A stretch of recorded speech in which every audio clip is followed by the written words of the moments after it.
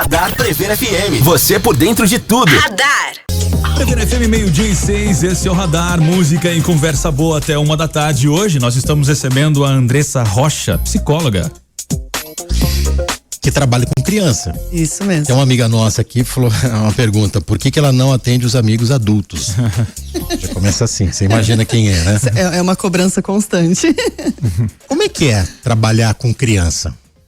É muito especial, porque criança é feliz, assim, por natureza, apesar de também enfrentar muitas dificuldades, problemas, né? Alguns são genuínos do próprio viver, outros, enfim, né? Por outros motivos. Mas é muito desafiador, porque é complexo demais. Não envolve só a criança, né? Envolve os pais, as famílias, a escola, outros profissionais. Todo mundo acaba sendo paciente, né? Todo mundo vai lá, né? Eu tenho que primeiro criar vínculo com a família, depois criar vínculo com a criança, muitas vezes com a própria escola, pra, enfim, né? Fazer acordos, manejos que são importantes. Então envolve uma galera aí. Já chegou num ponto de o pai ou a mãe, eles mandam a criança lá. Aí você percebe que quem precisava de tratamento era o pai ou era a mãe, não a criança. O problema são os pais. Ou geralmente é assim?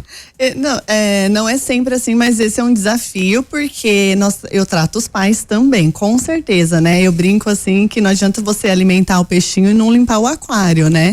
Então você tem que cuidar do ambiente que a criança ocupa também, para ter um efeito maior, né? Nem sempre a família tem um engajamento, então é bem importante que pelo menos a criança esteja ali, alguma coisa a gente já está fazendo de bem importante, né? Mas quando a família entra junto no processo, é totalmente diferente, é muito mais valioso.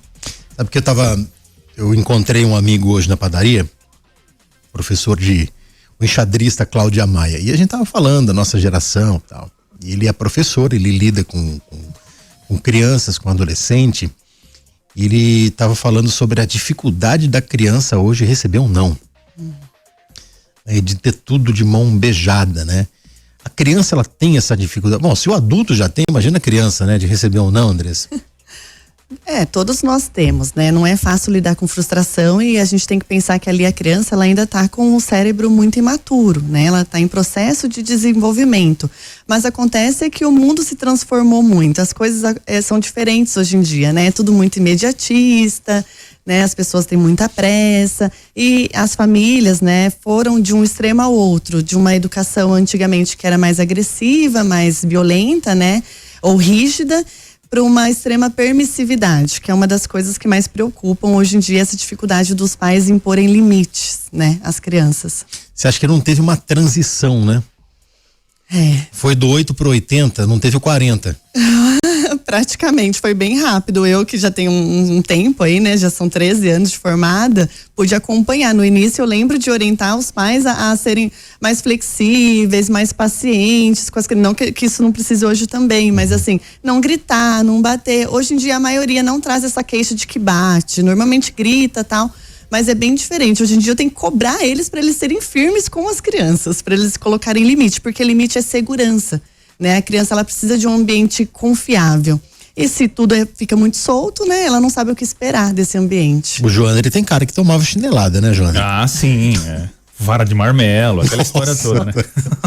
Inimaginável esse tipo de criação hoje, né, Andressa? Hoje em dia é inimaginável, assim, isso foi um avanço, na verdade, porque é uma educação respeitosa que todos nós merecemos, mas não significa que não existam regras, limites, né, acordos. Hoje em dia, assim, é muito difícil a sociedade que a gente vive, porque de repente é um pai que cresceu, é um filho que cresceu numa família mais rígida, e ele vai tentar passar pro filho isso. Mas a violência doméstica hoje, ela tá aí. Qualquer um pode filmar, a própria criança, né? Nós já tivemos casos em que a criança denunciou o pai. A chinelada, a palmadinha, ela virou uma violência doméstica? Como é que vocês trabalham isso? Ou ainda vale, ainda faz parte, dependendo da chinelada? Assim, é uma violência doméstica, mas a gente trata com cuidado. Não pode ser a regra. Sim, toda resposta ser com violência, né? Mas é claro que uma hora ou outra, um pai e uma mãe pode perder a paciência e acabar se excedendo ali, né? Na forma de educar, de responsabilizar a criança. Aí a gente orienta. Eu falo assim, que realmente não pode ser a regra, tem que ser a exceção. Aconteceu, a gente supera, né, conversa ali, interpreta e pensa o que pode fazer de diferente na próxima vez, porque tudo é aprendizado. Os pais também estão nesse processo de se tornarem pais, né, de aprenderem a partir do contexto ali. Você falou que começou a atender há 13 anos, né? Então você pegou um final de geração de adolescentes e crianças, né? O que mudou de lá para cá? Muita coisa, assim, acho que o principal é mesmo a questão das telas, né? Isso tem transformado, assim, uma nova geração, né? A forma com que a criança, enfim, muda até o desenvolvimento, né? Questões cognitivas, demandas, também uma forma, como se as famílias estivessem terceirizando o cuidado, né? Porque tem crianças que passam o dia inteiro na escola e depois à noite ficam só nas telas. Então, os relacionamentos se transformaram, eles são muito mais virtuais do que presenciais. Em lugares públicos, o que mais a gente vê, né? De repente tá lá a criança fazendo uma birra, a mãe e o pai pegam o celular, fica aí. Na hora já fica quietinho e tal. Exatamente, e é isso mesmo que eu falei, assim, de você terceirizar, porque essa é uma ótima oportunidade para você mostrar pro seu filho como que ele lida com a raiva, com a frustração, o que ele pode fazer, né? Mas é muito mais fácil distrair, e aí a tela entra como essa distração, e a gente perde uma baita de uma oportunidade. É irreversível, a gente chegou num ponto que a criança tem que ter o contato com a tela, mas o contato excessivo é que estraga, né? Então por isso que eu vejo algumas escolas aqui em Botucatu que trabalham justamente isso, né? A criança, ela tem que ter esse contato, é o mundo que a gente vive, ela não pode se desconectar desse mundo, mas ao mesmo tempo não é só isso, né?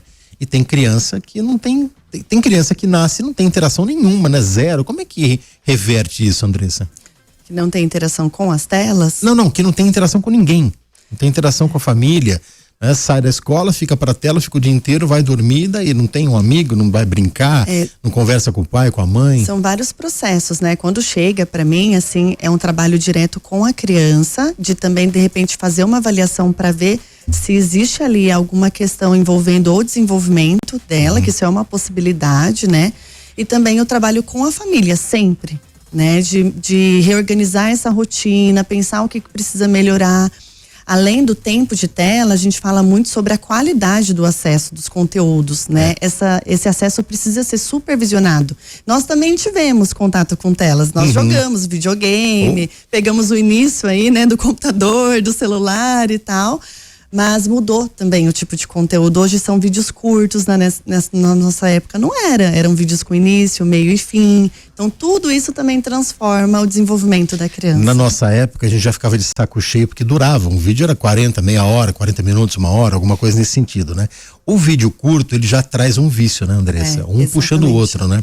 E como hoje as redes sociais, elas conseguem compreender o que a gente consome, eles vão colocando ainda mais. É feito para isso, né? Exatamente. Os jogos são feitos para isso. Não tem tempo de descanso, a criança ela não precisa ser paciente, ela não fica no tédio. Nós tínhamos que esperar uma semana, às vezes, por um novo episódio de um desenho na TV e que era curtíssimo, né? Hoje em dia elas ficam irritadas se os episódios vão ser lançados aos poucos. Assistem em 2x os vídeos, né? É muito diferente. E fala mais, o mercado musical também tá assim, tá?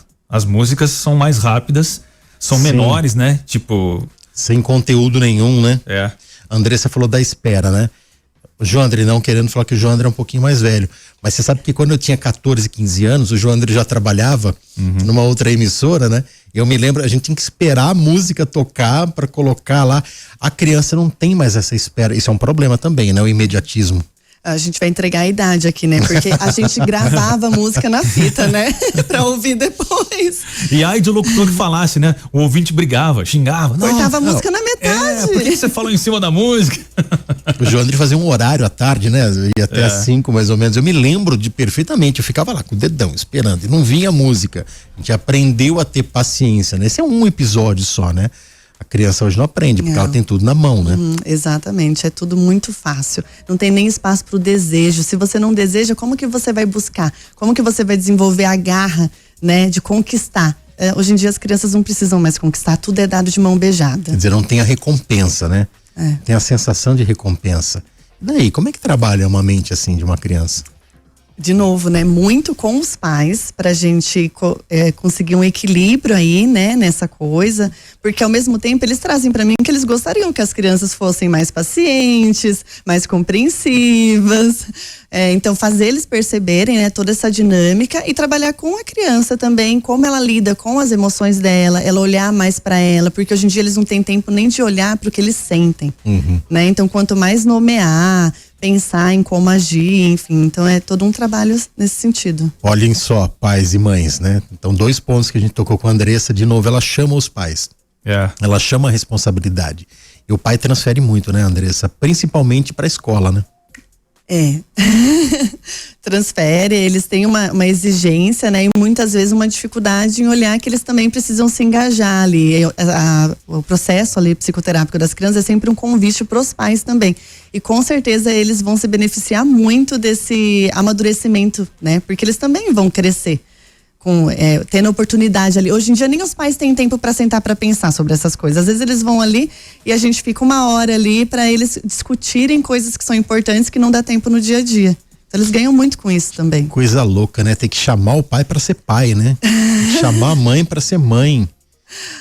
Mas assim também, a gente não pode só culpabilizar os pais totalmente, né? Porque eles também estão aí nesse mundo que é difícil para todos nós, né? Todos nós reclamamos da correria, do desgaste, e querendo ou não, é algo muito bom quando eles se propõem a buscar, né? Nem que eles tenham que também terceirizar esse cuidado de certa forma, em alguns casos eu também venho como uma terceirização, mas que bom que eles estão fazendo esse investimento, né, pela família deles. Então isso também tem que ser reconhecido, desculpa. Bom, principalmente se for pais de primeira viagem, né?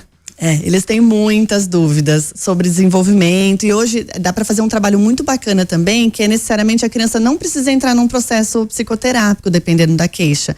Eu faço a consulta de orientação parental. Então os pais vão lá para levar tudo que eles têm dúvida, às vezes coisas da própria vida que acontecem, que atravessam as famílias, como perdas, enfim, né? E eles vão lá para ter essa orientação. Então é um recurso importante, né?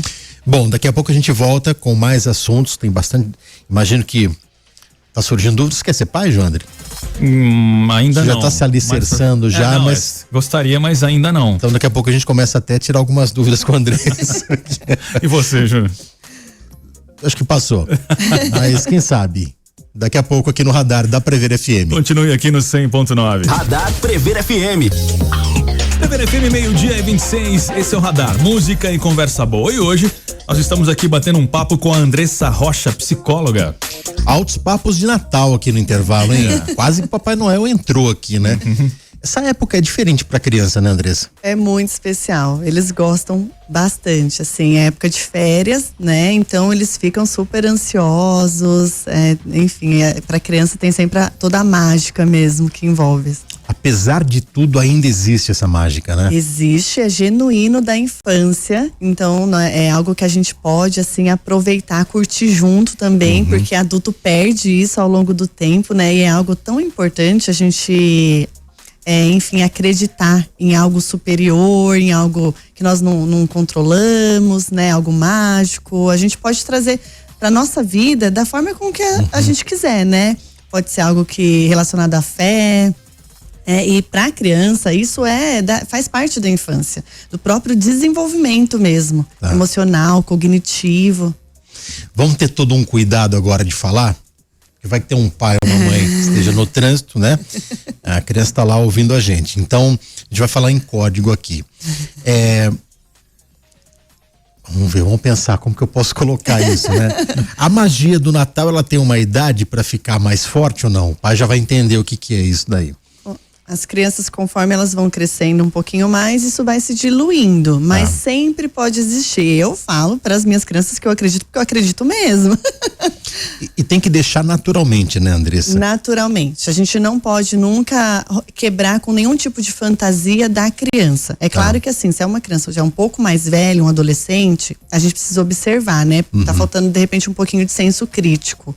Porque pode acontecer, né, de ser um pouquinho mais imaturo e tal, mas nunca romper com isso, né? A gente também não precisa, assim, se não é algo tão confortável para os pais, não precisa ficar estimulando o tempo inteiro, mas se a criança demanda, né, essa coisa da magia, gosta, curte, vamos curtir junto, porque isso significa que ela está brincando. E o brincar é a coisa mais importante para o desenvolvimento de uma criança, né? Então a gente pode brincar junto com ela disso também, brincar de Natal. Não acabar com a magia e também não incrementar, tem que deixar sempre a mente da criança trabalhar, é isso? Ou eu posso criar uma fantasia? É legal a gente criar rituais, né? Trazer coisas simbólicas, cada família vai pensando ali de uma forma de fazer isso, né? Não tem problema nenhum, a gente só não precisa ir muito além. E quando isso já tá também se perdendo, não ficar com aquela frustração, porque isso pode acontecer com alguns pais também. Ficar com o coração doendo porque a criança tá crescendo e tá ficando esperta, né? Percebendo algumas coisas, e aí fica tentando impor isso para a criança também, né? Aí já vai para um aspecto realmente de enganar. Aí não é legal. Lembrei de um ponto agora que você falou, né? A criança vai crescendo. É como um filhotinho de cachorro, né? Ai, é lindo o filhote, né? Depois que cresce, fica aquele negócio meio assim e tal. Acontece isso com famílias? Não sei. Não, né? Assim, imagino que não. Assim, eles viram uns monstrinhos quando eles ficam adolescentes, né? E quando eles estão numa fase de transição ali, também é muito complicado ali, entre 10 e 12, 13 anos. Essa é a fase mais crítica?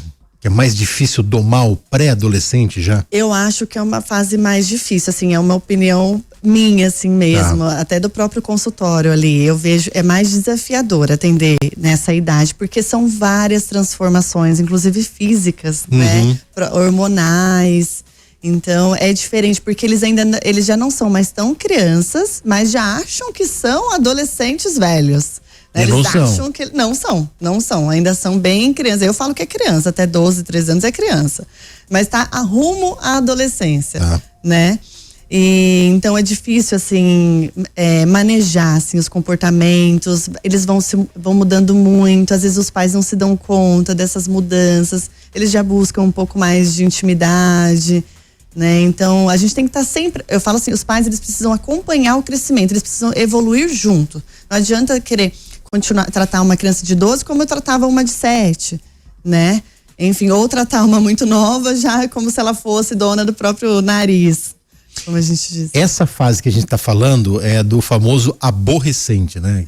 Eu sempre achei um termo pejorativo, né? Porque são mudanças que ocorrem. Não é que muda alguma coisa na cabeça do adolescente, ele virou chato. Não, são mudanças e a gente tem que entender essas mudanças, né? Mas é justamente essa fase do aborrecente. Para eles é muito difícil, porque existe toda a ansiedade de não saber o que vai acontecer, né? Com a personalidade, com o corpo. Então eles ficam muito ansiosos. É muito difícil para eles também, né? Então quando eles vão se tornando adolescentes, muda a dinâmica familiar, de relacionamento. A gente não consegue mais impor muito esse contato, mas tem alguns momentos que eles estão abertos a esse vínculo. E aí sim que os pais precisam investir. Só que é difícil, né? É desafiador, porque às vezes você ficou ali o tempo todo disponível e esse adolescente te ignorando, trancado no quarto. Aí você já tá exausto. À meia-noite ele quer bater altos papos.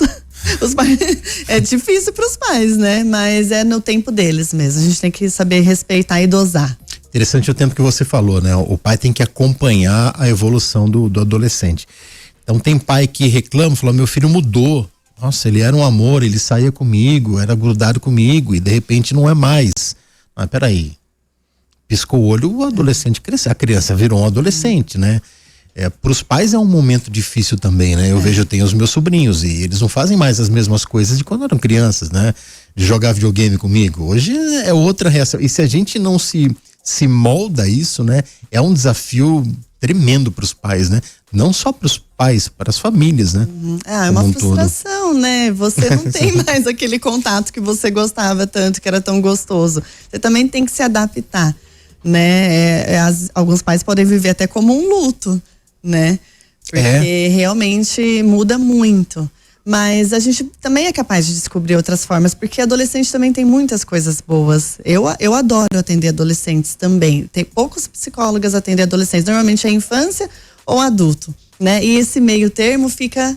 porque realmente as pessoas acham muito desafiador e muitas vezes a gente também não tem uma relação muito positiva com o adolescente que nós fomos, né? E quando eu tô ali no trabalho, todo esse aspecto é resgatado de alguma forma, né? Eu preciso olhar também para minha própria vida. Então, Enfim, mas eu adoro, assim, eu acho muito legal, eles trazem novidades pra gente, nós que somos de outra geração, né? Enfim, eu acho que essa ânsia por viver, a energia deles, tem coisas muito, muito gostosas, assim. Sabe que eu pensei agora, enquanto a gente fala sobre as mudanças, né? Tem muita gente que trabalha com professor, principalmente, professor. Alguns professores antigos que estão aí, né? Alguns conseguem se atualizar, outros nem tanto. É uma fase difícil também, né? Principalmente quando naquela velha máxima que o pai transfere a educação, né? Para o professor trabalhar com essa mudança, de repente é um aluno que está lá com ele desde dos 5, 6 anos e de repente vira um adolescente, como lidar com esse filho que não é mais tão filho assim, né? É um desafio para todo mundo, né? Inclusive para fora da família. Na educação muda bastante, porque no início, no Fundamental 1, eles têm um professor único, né? E no 2 eles têm vários. E aí também não tem mais aquela coisa da professora, do professor paizões, assim, mãezona e tal. É um pouco adolescente por ele mesmo. Então existe essa cobrança de que ele já tenha uma boa autonomia, né? Então eles também sentem essa perda de afeto, assim, de cuidado, né? Eles querem ser cativados, mas é difícil cativar adolescente, porque para eles nada tá bom. E como diferenciar a dificuldade de aprendizado de questões emocionais? Uma coisa anda com a outra, porque ou ele pode estar tendo dificuldades de aprendizagem pedagógicas por conta de questões emocionais, ou se não tá, o próprio fracasso escolar vai desencadear sentimentos desagradáveis, ruins, né? De insegurança, de inadequação. Então, as duas coisas estão sempre juntas. Assim, sempre a gente precisa olhar pelo aspecto emocional também. Andressa, quem é mais difícil nessa transformação dessa passagem para criança e adolescente? É o menino ou a menina? Ou não tem uma regra? Talvez o menino, por conta da própria educação que eles recebem, que é diferente, né? Porque a gente sabe que historicamente o homem não é autorizado a ter sentimentos, a fraquejar, né? Então talvez pro menino seja ainda mais difícil. Eu acho que as meninas são mais abertas a esse contato, a esse apego, né? Conforme elas vão crescendo. É mais difícil numa questão cultural, né? A criança o menino já cresce com isso. E pro pai entender também, né? Pro pai, você é homem. Eu acho que as meninas também conseguem diversificar mais as coisas que elas gostam, que elas fazem. Os meninos é mais restrito isso, né? É um esporte, é um jogo online, e é isso. As meninas têm vários hobbies, gostam de várias coisas diferentes. Então, acho que é mais fácil. E há mais confidência também entre a menina, né? É uma coisa que não mudou. Bom, pelo menos na minha percepção, é uma coisa que não mudou. Com o passar das gerações, né? As meninas continuam mais confidentes umas com as outras, né? Eu acho que elas dialogam melhor, assim, realmente, né? Olham mais para elas. Tradicionalmente a mulher se cuida, mas isso também é comum nas meninas, nas adolescentes. Assim, para as meninas meio que meio a meio as questões de transformações corporais, mas para as meninas também tem a questão da menstruação, né? Enfim, tem às vezes uma coisinha a mais aí que é bem complicada, mas ainda assim eu acho que os meninos é mais difícil para eles essa transição. Andressa, nessa época de Natal, férias, presente, então a gente já falou que as crianças ficam mais eufóricas, né? Você tem criança, paciente que você atende, é paciente o termo? Pode ser, Pode sim, ser. paciente. Criança que você atende que fica mais triste com o Natal? Porque tem adulto que fica mais triste, né, com o Natal, criança nem tanto, mas existe o inverso? Não necessariamente não, assim, elas podem ou tratar de uma forma mais natural ou ficarem bem felizes, porque criança ainda não tem tanta bagagem. Como eu falei, a criança ela é muito resiliente, muito mais que o adulto, né? Eu acho que nós adultos às vezes revivemos agora as dores do passado, né, atualizadas. A criança ainda tá naquilo, né? Pode até ser que ela esteja num contexto de sofrimento, mas ela dá um jeito ali de lidar de uma forma mais positiva com o que é imposto ali para ela. Hoje muitas famílias não possuem condições de levar o filho ou a filha para terapia, né? Como é que você enxerga? O Brasil ainda está engatinhando com isso, né? A gente tem acesso a algumas escolas, possuem psicólogas, mas me parece que é um acesso muito restrito ainda, né? Ainda é muito restrito, assim, porque o que a gente vê que a saúde pública dá conta são casos mais graves, né? Então, é isso que eu contei um pouco assim das orientações parentais e tal, acaba ficando mais inacessível mesmo para as famílias, porque é uma coisa que é como se você estivesse fazendo um investimento, né, a mais, assim, não é uma coisa, não é que não existe uma necessidade, existe, mas às vezes você não vai priorizar, dependendo do seu contexto social, né, financeiro e tal. E uma coisa assim, que ao mesmo tempo pode ser positiva, que é o acesso à informação. Hoje nós temos muito acesso à informação, estamos nas redes sociais, eu mesma tenho meu Instagram lá, que eu posto bastante coisa e tal, né? Também podem ter informações distorcidas e isso ser um problema, porque a gente está patologizando a infância, né? Patologizando o sofrimento que é natural do ser humano sofrer diante de frustrações, de perdas da própria vida. Então a gente tem que ter um cuidado, a gente vive uma epidemia de diagnósticos, né? Então muita criança recebendo diagnósticos que muitas vezes não estão corretos, até esse processo de laudar uma criança está sendo feito de forma leviana e muito rápida, né? Parece que existe uma ânsia de dar nome para o que a criança tem, né? Quando a gente pode perder tempo, a gente deve perder tempo olhando para aquela criança, porque aquilo pode mudar o futuro dela, né? Você rotular. Andressa vai falar o Instagram dela, enquanto isso o pai vai pegar, a mãe vai abrir o Instagram, vai colocar a lupinha de busca lá, a gente vai dar esse tempinho aí. Agora a Andressa vai falar o Instagram dela. Será que eu vou lembrar certinho? Mas é psicóloga Andressa Laís Rocha, tenho quase certeza. Peraí, se você não lembra... Se colocar Andressa Rocha ou psicóloga Andressa, vocês já vão ver lá com toda certeza. Ao vivo é legal isso aqui, Andressa Rocha, então vamos lá. Já vai aparecer minha carinha aí. Já vai aparecer. Eu falei? Tá vendo? Psico Andressa então Rocha. Psico Andressa Rocha. Andressa L. Rocha. Isso. Mas se colocar o Andressa Rocha já vai aparecer. Rápido intervalo, a gente volta daqui a pouco com o Radar aqui na Prevere FM. Prevere FM, 12:43. Esse é o Radar, música e conversa boa. E hoje, recebendo a Andressa Rocha, psicóloga. Ô Andressa, Natal na cabeça de uma criança de pais separados, eu imagino que é um desafio, né? Falar, eu quero estar com meu pai e com a minha mãe, mas não, vai passar o Natal com um, Ano Novo com o outro. É um momento difícil, né? Essas datas são complicadas. O que eu falo assim, eu tenho às vezes a oportunidade de atender famílias que estão iniciando o divórcio e eles me procuram realmente para que eu oriente como fazer da melhor forma possível. Já pensando nessas datas. Exatamente, já pensando em tudo. Daí é bacana que eu até os lembro de que é melhor a gente já fixar um acordo em relação às datas, né? Porque vai ter férias, vai ter feriado, vai ter Dia das Mães, enfim. E aí cada família estipula o que se sente mais confortável. Alguns conseguem dividir o próprio Natal, tipo véspera e dia, e no outro ano inverte. E alguns fazem assim, né? Um Natal com o outro, o Ano Novo com o outro. E aí o que é importante nesse caso? É a criança ter a previsibilidade do que vai acontecer, né? E também é uma coisa difícil, não é a regra, mas os pais conseguirem olhar para o que a criança também deseja, porque às vezes pode ter sido combinado que o Natal vai ser inteiro com o pai, por exemplo, mas a criança diz que gostaria de dar um abraço na mãe e aí permitir esse contato, né? A gente sempre deveria olhar para as necessidades da criança. Contar com o bom senso dos pais, né? Porque geralmente quem vai determinar qual data é a justiça, né? Ou já determinou, não sei.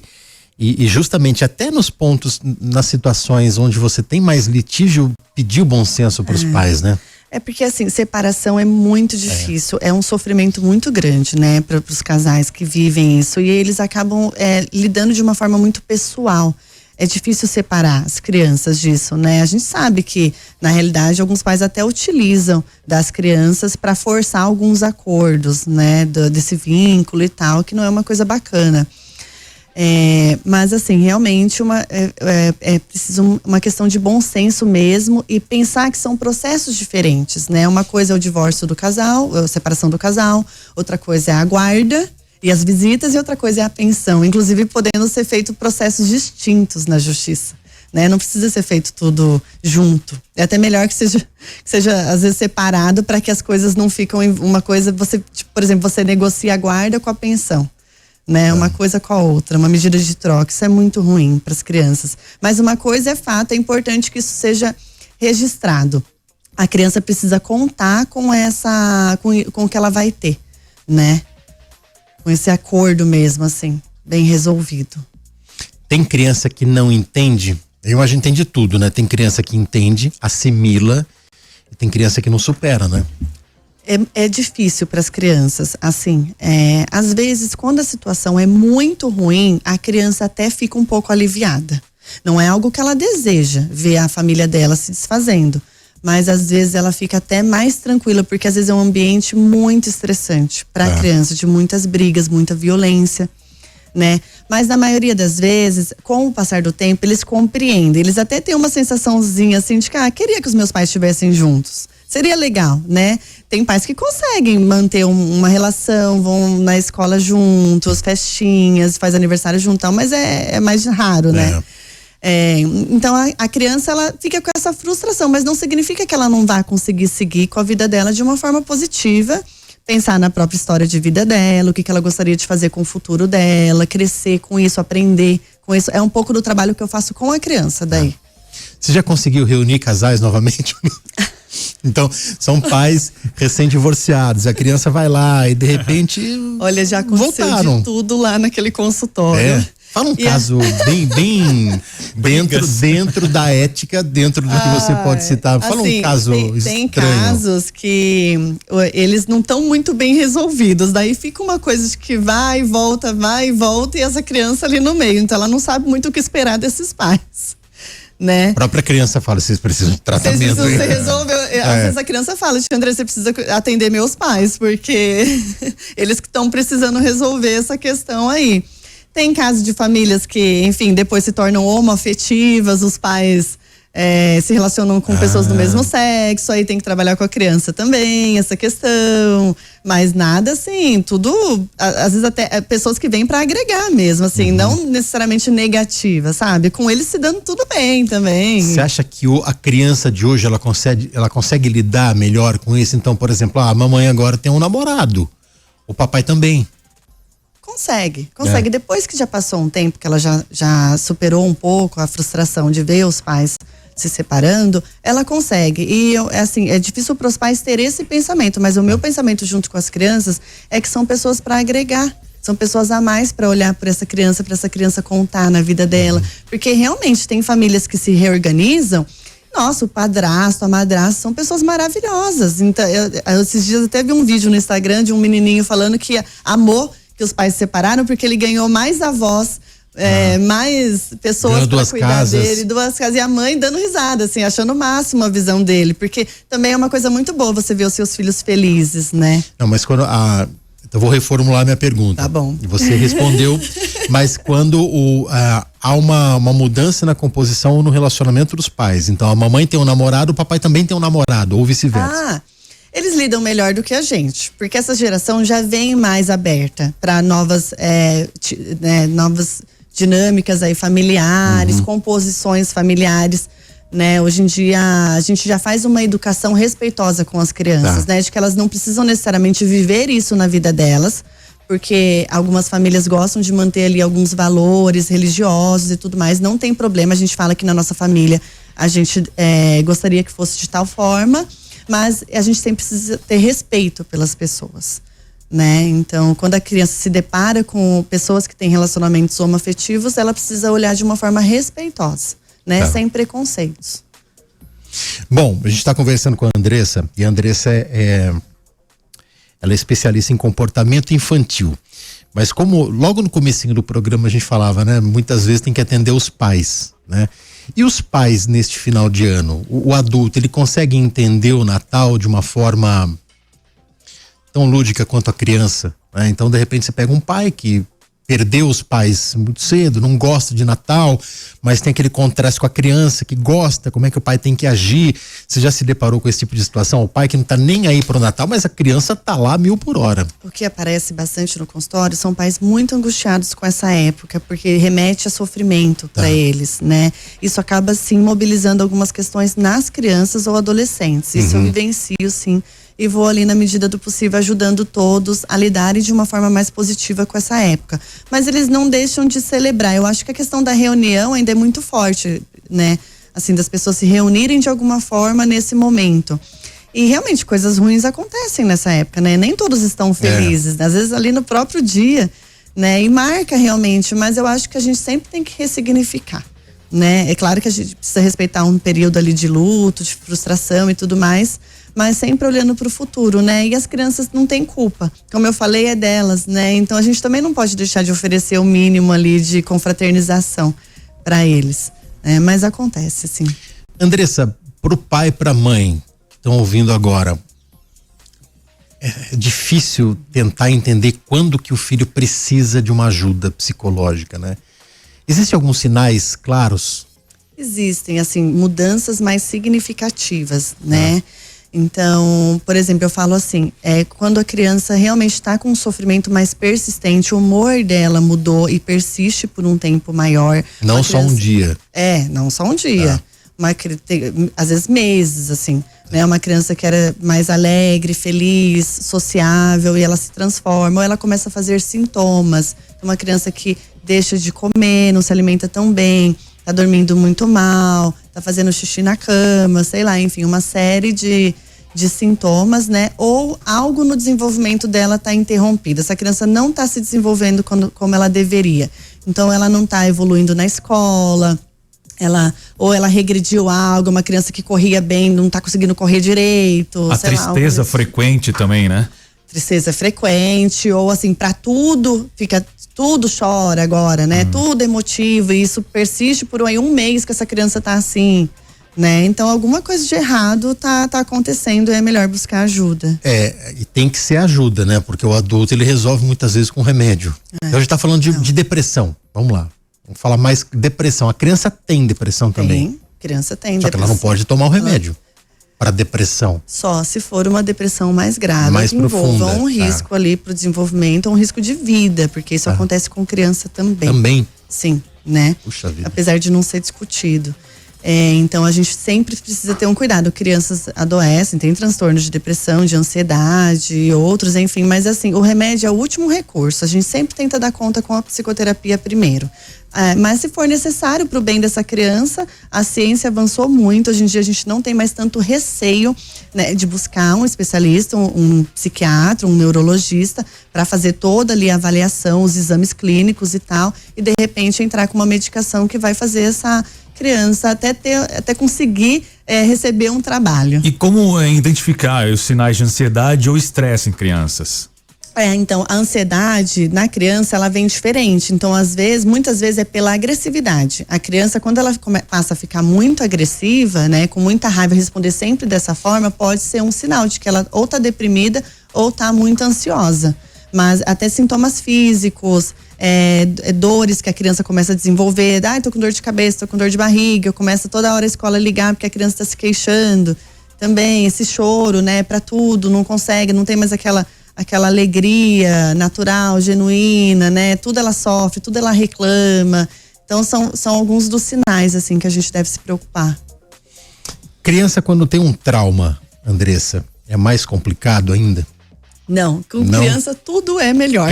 Tudo é mais tranquilo. Mesmo um trauma que, sei lá, pegar um caso extremo, de perder um pai, perder uma mãe, sofrer um acidente, viu alguma coisa que mexeu com ela. O trauma, ele também sempre é conversável, né? É diferente, porque ela não tem dimensão de futuro ainda, de como isso vai impactar na vida dela. Então o que ela sente ali é tristeza, é falta, é saudade, mas não necessariamente aquilo que nós carregamos. Dessa sensação de que nunca mais a gente vai ter aquela presença, né, da falta que vai fazer concreta, enfim, né? E os traumas também, como eles ainda estão em desenvolvimento, é mais fácil eles superarem e retomar o desenvolvimento, o processo de desenvolvimento, do que nós adultos. Nós levamos muito mais tempo.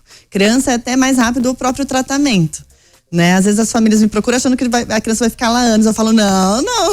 De 6 meses a 1 ano, se dependendo do caso, um pouquinho mais, mas vamos lá, vamos trabalhar e vai que vai. Esse é o tempo máximo de permanência no tratamento? Máximo não existe necessariamente, porque uma dependendo média da gravidade, mas é uma média, um tempo médio, que eu falo assim, pro meu trabalho, com o passar do tempo, com a experiência, eu defini mais ou menos uma média, né? Mas dependendo, se for um transtorno do neurodesenvolvimento como autismo, algo assim, aí precisa de um tempo mais longo para essa criança criar recurso, né?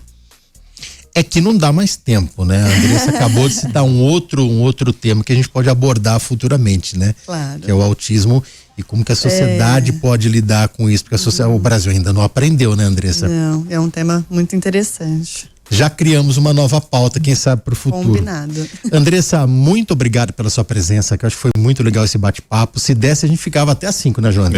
Eu ficaria também. Eu que agradeço, é sempre, como eu falei no início, um prazer enorme falar sobre o meu trabalho e sobre a infância, né, as crianças. Muito legal. obrigada. Valeu, Andressa. Joandrinha, até segunda. Até segunda, o Radar então ao meio-dia. Eu continuo por aqui, lembrando que essa e outras edições do Radar você confere na íntegra no nosso canal no YouTube. Radar Prevena FM. Você por dentro de tudo. Radar.